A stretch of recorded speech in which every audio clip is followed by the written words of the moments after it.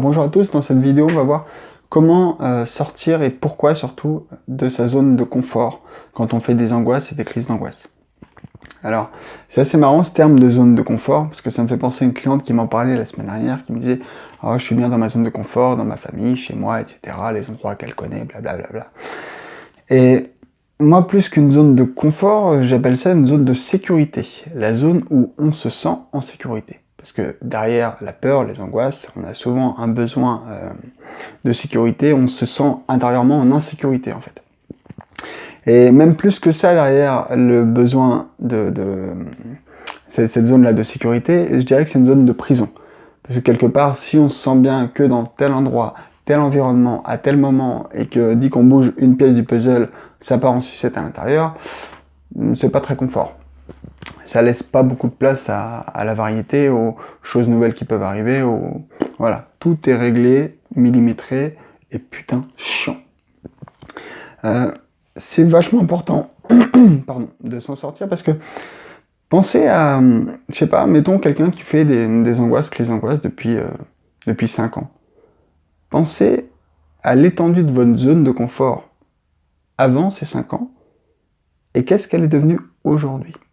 De quelle manière, à chaque fois, en évitant les choses, en restant justement dans sa zone de confort, à quel point elle s'est rétrécie petit à petit, jusqu'à devenir une pièce, un endroit, ou alors en compagnie de telle personne, et sinon tout le reste on se sent mal.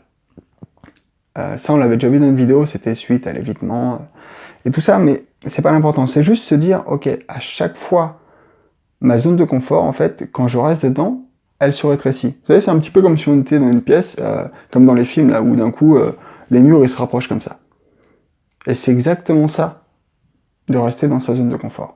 Alors qu'à chaque fois qu'on sort de sa zone de confort, bon bah oui, c'est inconfortable, oui, ça génère des angoisses, oui, c'est pas cool, etc., etc.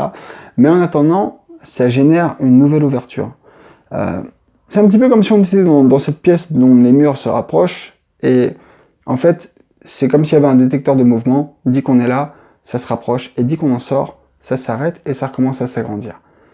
Et alors tout ça, ça se fait pas en 2 heures, ça se fait pas en 2 jours, mais ça se fait petit pas par petit pas. La plupart des gens veulent tout d'un coup, veulent sortir des angoisses tout de suite, veulent se sentir bien tout de suite, et puis du coup, ils nient toutes les belles choses qu'ils ont pu faire, toutes les belles avancées qu'ils ont pu faire. C'est vachement important de se dire, ok, à chaque fois, j'avance, de reconnaître ça. C'est pas encore ce que je veux, c'est pas cool, mais j'avance, je fais ci, ça, ça. Donc, le truc important pour agrandir sa zone de confort et arrêter de se faire enfermer, piéger par soi-même, de rester dans cette putain de prison là qui sert à rien, c'est d'y aller petit à petit. Demain, prenez quelqu'un qui a peur de parler en public. Le but du jeu, ça va pas être tiens, je suis à l'aise avec 2-3 personnes, et d'un coup, ah tiens, je vais parler devant 2000 personnes.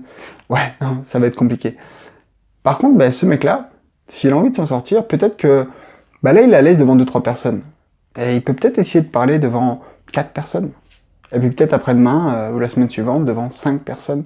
Et 6 et 7, et ainsi de suite. Ouais, ça paraît petit. En attendant, si vous faites ce que vous faites, c'est-à-dire donc rester avec vos 2-3 personnes, bah, dans 2 ans, vous êtes capable de parler devant 2-3 personnes. Ou ça se trouve, ça s'est réduit, vous parlerez devant vous dans le miroir. Ce mec-là qui aura fait une personne par jour en plus, par exemple, hein, c'est un exemple, ben peut-être que dans 2 ans, il est capable de parler devant 2000 personnes.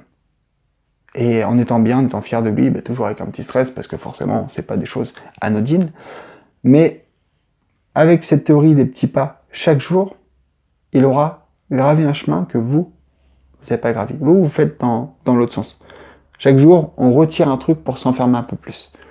Donc, laissez résonner ce truc-là, de zone de confort, de zone de sécurité, de zone de prison, et demandez-vous si vous avez envie de continuer à être à la fois le geôlier et le prisonnier. Parce qu'il n'y a personne d'autre qui vous enferme que vous-même. Alors voilà, c'est tout pour moi pour aujourd'hui. Alors comme d'habitude, si vous avez aimé la vidéo, pensez à mettre un petit pouce bleu, c'est cool. Si vous connaissez des gens que ça peut aider, partagez-leur, envoyez. N'hésitez pas à commenter, je réponds à tous les commentaires et tout ça. Et puis bah, je vous dis à la prochaine. Ciao!